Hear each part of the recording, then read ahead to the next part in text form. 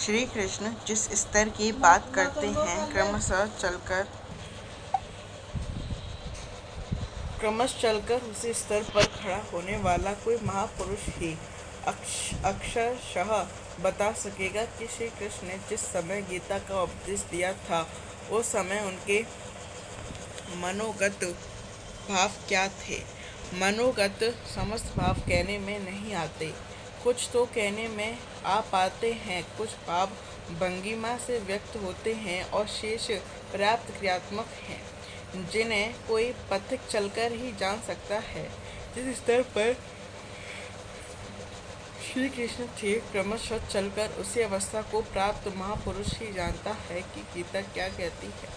वह गीता की पंक्तियां ही नहीं दोहराता, बल्कि उनके भावों को भी दर्शा देता है, क्योंकि जो भी दृश्य के सामने था, वही उस वर्तमान महापुरुष के समक्ष भी है। इसलिए वह दिखा देगा, आप में जागृत भी कर देगा, उस पथ पर चला भी देगा। पूज्य श्री परमहंस जी महाराज भी उसी स्तर के महापुरुष थे। उनकी वाणी तथा अंतः प्रेरणा से मुझे गीता का जो अर्थ मिला, उसी का संकलन यथार्थ गीता है।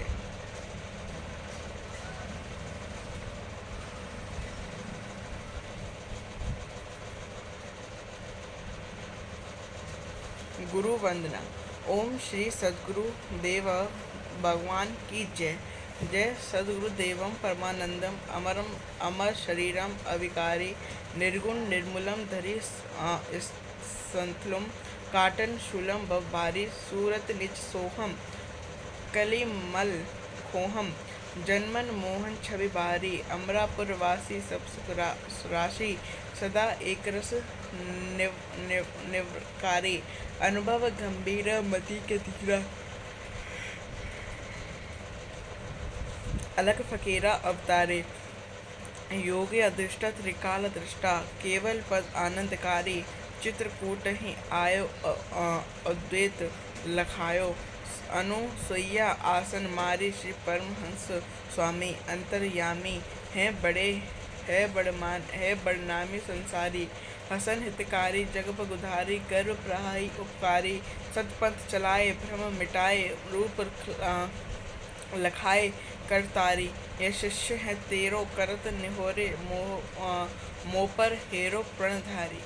जय गुरुदेव भारी। ओम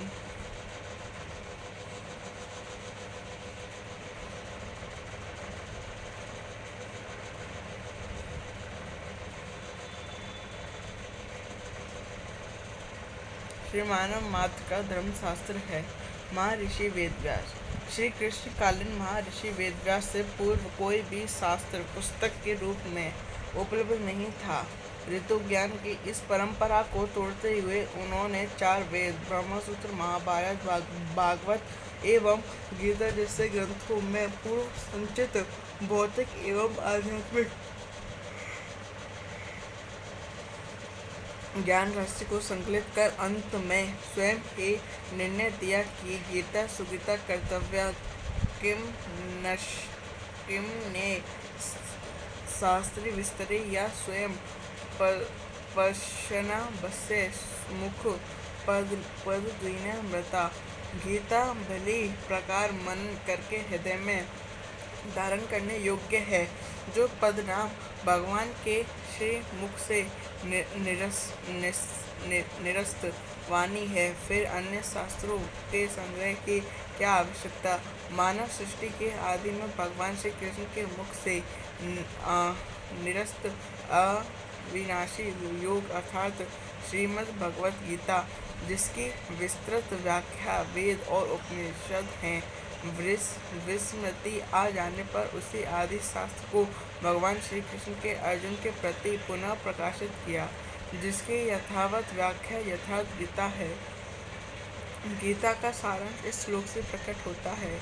एकम शास्त्रम देवकी पुत्र गीतम, एको देवो देवकी पुत्र एव, एको मंत्रस्य नामानि यानि कर्मापेकम तस्य देवस्य सेवा, अर्थात एक ही शास्त्र है जो देव के पुत्र भगवान ने श्री मुख के गायन किया। गीता एक ही प्राप्त करने योग्य देव है। उस गायन में जो सत्य बताया, आत्मा सिवाय आत्मा के कुछ भी शाश्वत नहीं है। उस गायन में उन महायोगेश्वर ने क्या जपने के लिए कहा। ओम। अर्जुन, ओम अक्षय परमात्मा का नाम है, उसका जाप कर और ध्यान मेरा धर। एक ही कर्म है गीता में वर्णित, परम देव एक परमात्मा की सेवा। उन्हें श्रद्धा से अपने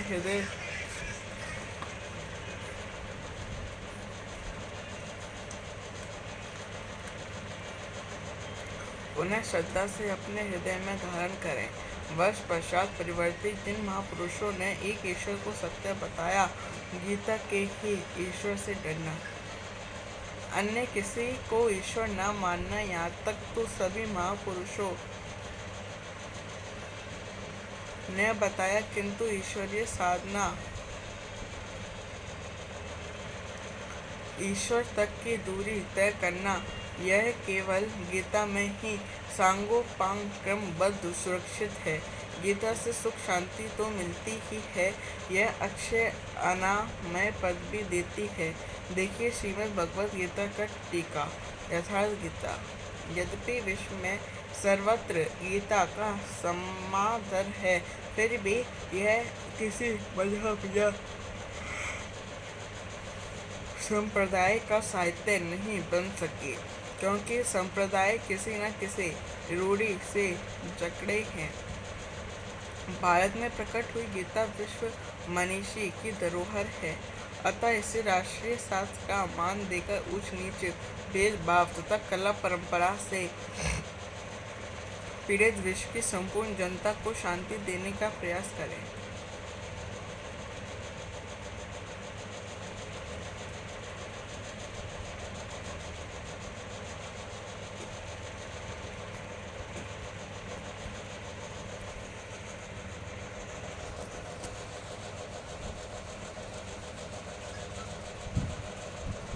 धर्म सिद्धांत एक।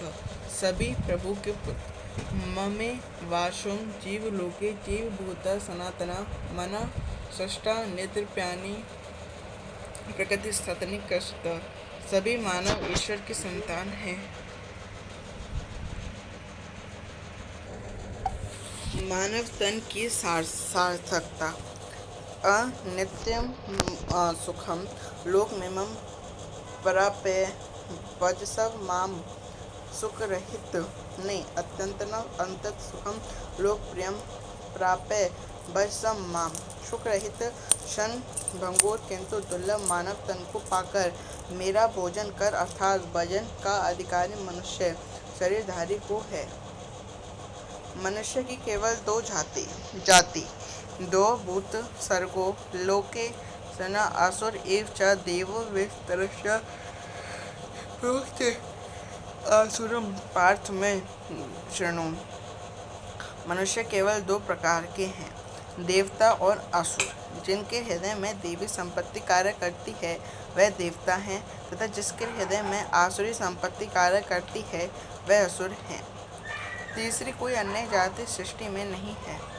हर कामना ईश्वर से सुलभ। त्रिविद्या माम सोमपा पुत्पापा यज्ञदृष्ट्वा सर्वगतिं प्रार्थयन्ते ते पुण्यमासाद सुरेन्द्र लोक मश्नते दिव्या देव भोगान। मुझे बचकर लोग स्वर्ग तक ही कामना करते हैं, मैं उन्हें देता हूँ, अर्थात सब कुछ एक परमात्मा से सुलभ है। भगवान की शरण से पापों का नाश।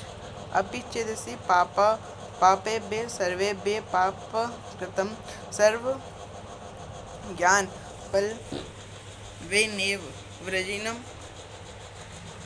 संतरिष्यसि। संपूर्ण पापियों के अधिक पाप करने वालों भी ज्ञान रूपी नौका द्वारा निसंदेह पार हो जाएगा। ज्ञान।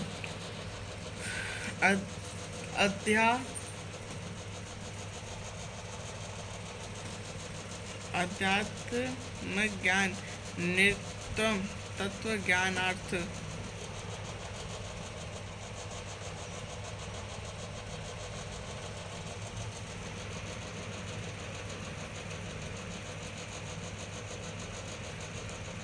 दर्शनम एत ज्ञानमिति प्रोक्त ज्ञानम यत्तु नाथ्यम। आत्मा के अधिपत्य में आचरण तत्व के अर्थ रूप मुझ परमात्मा के प्रत्यक्ष दर्शन ज्ञान है, और इसके अतिरिक्त जो कुछ भी है अज्ञान है। अतः ईश्वर की प्रत्यक्ष जानकारी ही ज्ञान है। भजन का अधिकार सबको। अपि चेत सुदूराचारो भजते माम नन्य भाग साधुरेव स मंतव्य समवज्ञ वसिष्ठो ही सह क्षिपम भवति धर्मात्मा शव शांतिम नेकषति कौन ते प्रति जानिहि न में भक्त प्रणश्यति। अत्यंत दुराचारी भी मेरा भजन करके शीघ्र ही धर्मात्मा हो जाती हैं एवं सदा रहने वाले शाश्वत शांति को प्राप्त कर लेता है। अतः धर्मात्मा वह है जो एक परमात्मा के प्रति समर्पित है, और भजन करने का अधिकार दुराचारी तक को है। भगवत पद में बीज का नाश नहीं। नेहाभिक्रम नाशो सृष्टि प्रत्यवायो न विद्यते स्वलमस्य धर्मस्य त्रायते महतो भयात्। इस आत्मदर्शन की क्रिया का स्वलभ आचरण भी जन्म मरण के महान भय से उद्धार करने वाला होता है। ईश्वर का निवास। ईश्वर सर्वभूतानां हृदये तिष्ठति ब्रह्मण्येन सर्वभूतानि यंत्रारूढ़ानि माया। ईश्वर सभी भूत प्राणियों के हृदय में रहता है। तमें शरणं गच्छ सर्वभावेन भारत तत्प्रसादात् परां शांतिं स्थानम्।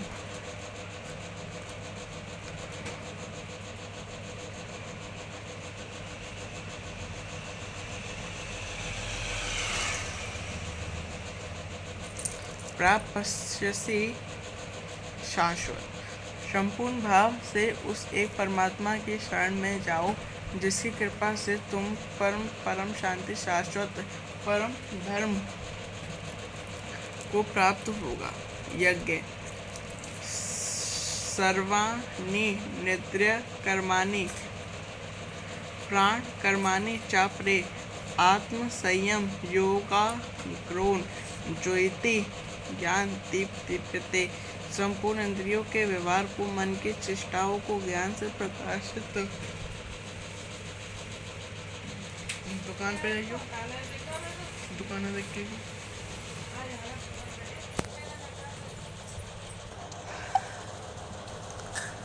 आपने जुहितम प्राणम प्रोम शापन तथा परे प्राणापान गतिरत्वा प्राणायाम परायणा। बहुत से योगी श्वास को प्रश्वास में हवन करते हैं और बहुत से प्रश्वास को श्वास में। इससे उन्नत अवस्था होने पर अन्य श्वास प्रश्वास की गति रोककर प्राणायाम परायण हो जाते हैं। इस प्रकार योग साधना के विधि विशेष का नाम यज्ञ है। उस यज्ञ को कार्य रूप देना कर्म है।